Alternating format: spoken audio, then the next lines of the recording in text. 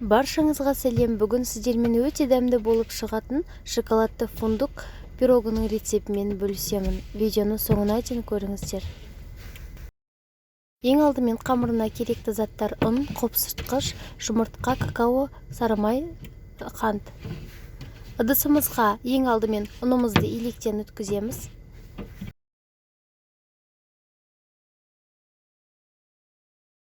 Ұнымызды електен өткізіп болған соң, какао ұнтағын да електен жақсылап өткізіп аламыз. Какаомызды өткізіп болғаннан кейін, қопсытқышымызды да електен өткізіп аламыз. Құрғақ заттарымызды жақсылап араластырып аламыз. Үстіне сары майымызды, қантымызды, жұмыртқамызды саламыз. Оларды жақсылап араластырып, қамыр илейміз.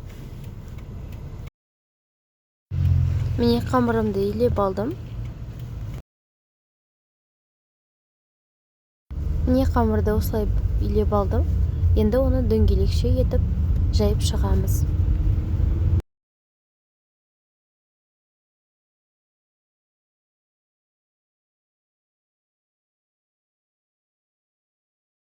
Міне қамырды дөңгелек етіп жайып алдық. Енді ыдысымызға қамырымызды орналастырамыз. Қамырымызды теп-тегіс етіп жайып шығамыз. Салмасын дайындағанымызша тоңазытқышта ұстаймыз. Салмасын дайындаймыз. Ыдысымызға сүзбемізді саламыз. Творожный сырымызды саламыз. Қантымызды саламыз. Жұмыртқамызды саламыз.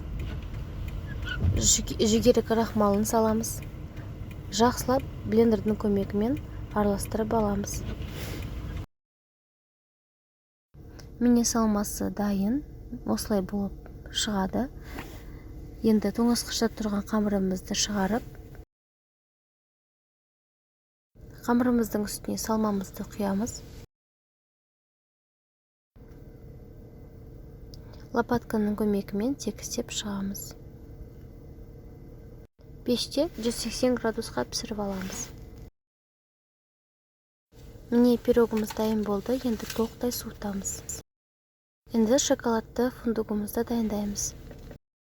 Мұзға сүтімізді құямыз.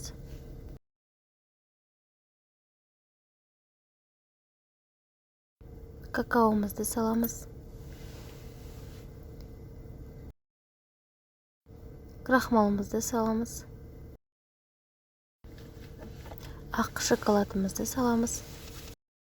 Отқа қойып, жақсылап ертіп аламыз. Міне шоколадымыз еріді. Жақсылап ертіп аламыз. Оның үстіне фундугымызды саламыз. Фундукты да жақсылап қозғаймыз. Кішкене суытып аламыз.